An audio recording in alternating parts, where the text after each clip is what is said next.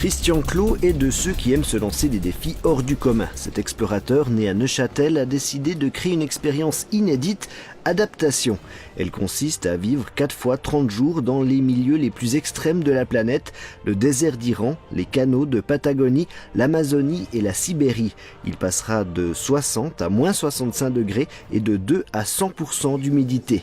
Le but de ce projet est de mieux comprendre les facultés d'adaptation de l'être humain. Aujourd'hui, dans nos vies de tous les jours, on vit et on vivra de plus en plus de changements, de crises, de nouveautés, on va dire.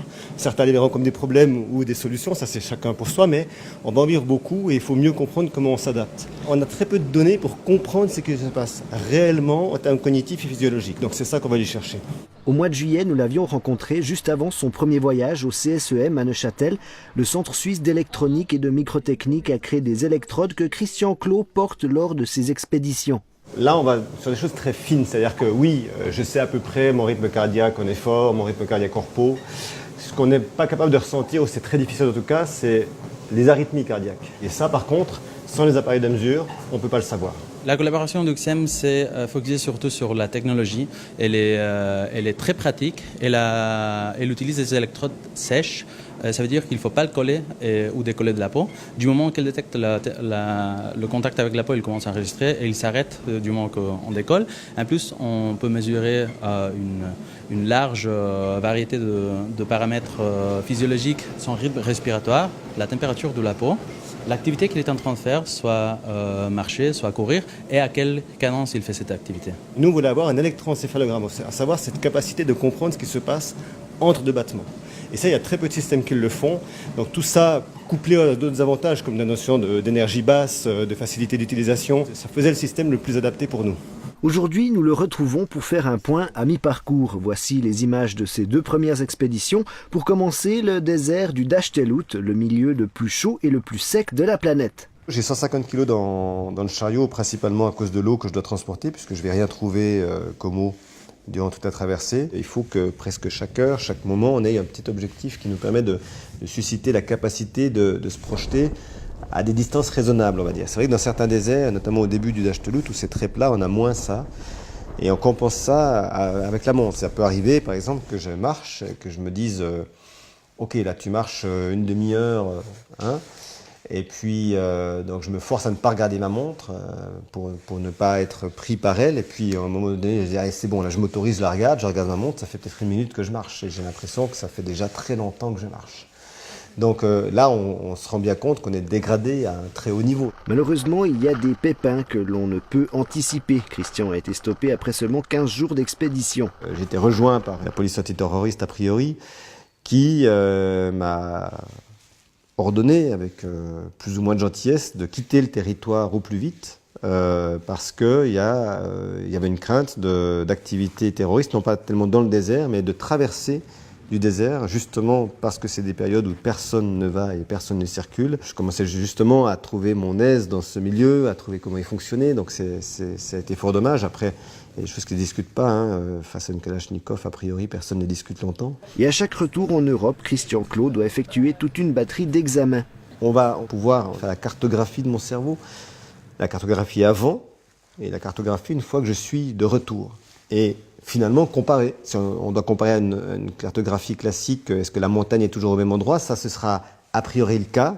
Mais par exemple, est-ce qu'on a creusé un tunnel dans ces montagnes? Ou est-ce qu'on a construit une route pour passer un col? Ça mettra des mois, voire des années pour certaines de ces analyses, parce qu'on est sur un travail de fond, qu'il faudra avoir les 4 milieux pour pouvoir le faire. Et du côté du CSEM, est-ce que les électrodes ont tenu le coup? Oui, pour l'instant, ils se comportent comme on s'attend.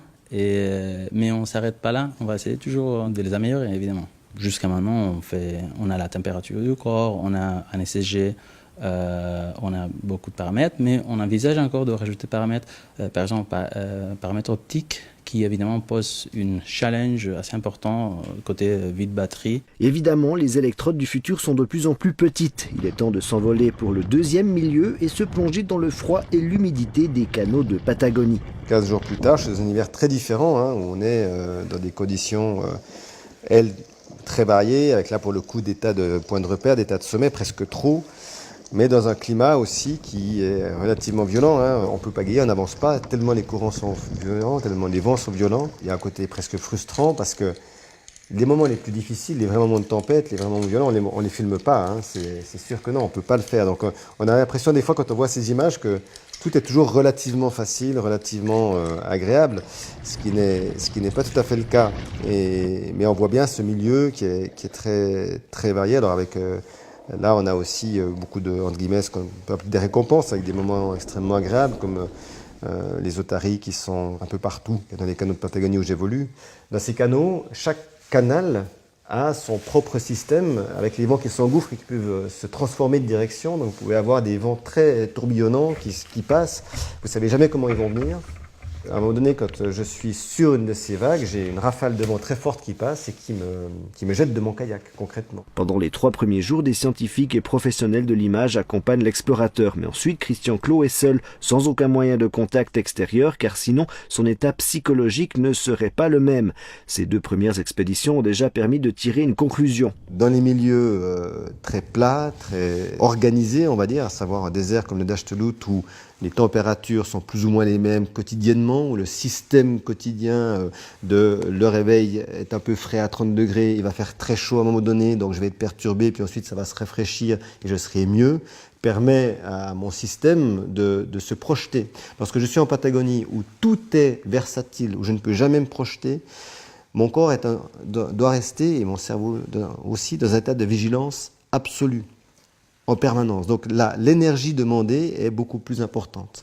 Et si on connaît mieux les zones cognitives, cérébrales, qui travaillent le plus dans les situations où on est en déficit de capacité, eh bien on pourra peut-être se dire qu'on pourra les renforcer, les faire travailler et créer des zones plus fortes, plus à même de réagir correctement. Dans une semaine, c'est le grand départ pour la 3e étape d'adaptation, celle dans un milieu chaud et humide, l'Amazonie. 100% d'humidité dans l'air, ça veut dire entre autres qu'il n'y a plus de molécules d'eau qui peuvent y rentrer, donc on ne peut plus vraiment transpirer correctement, donc il faut trouver d'autres systèmes d'évacuation, donc mon corps va devoir chercher des solutions, et un corps qui cherche des solutions, c'est d'abord un cerveau qui doit trouver des solutions. Donc ça veut dire qu'il va se passer plein de choses. Début 2018, l'expérience sera reconduite, mais avec un groupe de 20 personnes, 10 hommes et 10 femmes. Et si vous désirez suivre Christian Clot à travers ses expéditions, vous pouvez vous rendre sur son site internet adaptationxp.com ou vous rendre sur sa page Facebook Adaptation by Christian Clot. Et nous lui souhaitons tout de bon pour la suite. On a besoin de voir demain comme quelque chose qui n'est pas qu'un endroit négatif vers lequel on va par obligation, mais que ça peut être une formidable source d'espoir. Et pour ça, faut montrer à tout le monde que tout est possible si on décide de le rendre possible.